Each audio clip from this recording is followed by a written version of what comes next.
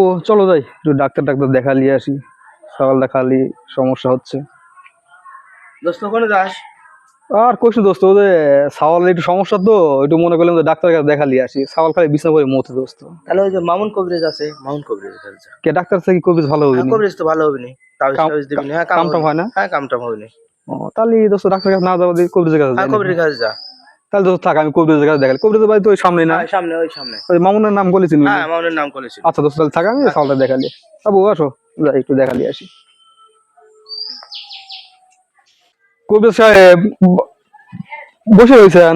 এই যে বসে আছি ভাই। ওই যে একটু সাওয়ালে নিয়ে এলাম আপনার কাছে। তো ওই যে আমার দোস্ত মিঠু আছে, হ্যাঁ, মিঠুর কাছে শুনলাম যে হচ্ছে আপনি বলে ভালো ট্রিটমেন্ট দেন। তে মনে করেন তাহলে ডাক্তার কাছে দেখানো বাদ দিয়ে আপনার কাছে দেখাই।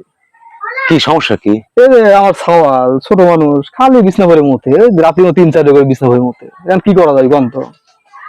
ওটা একটা তাবিজ দিয়ে দিলি পরে তো একটা চুটকির বিষয়। আমি তো কত আর মাপের কবিরাজ, আমার হ্যাঁ, সম্বন্ধে তো তুমি ওভাবে জানো না।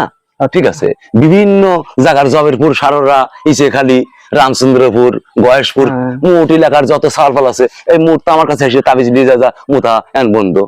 তাই তো কুড়িবেলা সওয়াল খালি হচ্ছে বিছনা করে। সমস্যা নাই। হ্যাঁ 2 টাকা দে আর এটা তাবিজ দিয়ে দিচ্ছি, ও সব ও। ওকে হয়ে যাবে। দে 2 টাকা দে, আচ্ছা, তাবিজটা আচ্ছা, লে। এটা নিয়ে যা কি মাজা বাদ দেবো নাকি? ওই মাজায় বাজিয়ে দিস, দিদি পারে একবারে ওকে। শোন, হ্যাঁ হ্যাঁ। ওই এক কাম করিস, তাবিজ তো দিলে মোতা তো তুই হয়ে যাবে, কিন্তু এই রাত্রি একটু তুলে তুলে তুই মোতাস, তুলে তুলে মতন লাগবে। তুলে তুলে রাত্রি মোতাস। ও আচ্ছা ঠিক আছে, তাহলে আসি নাকি? হ্যাঁ দেখা হবে না। ঠিক আছে।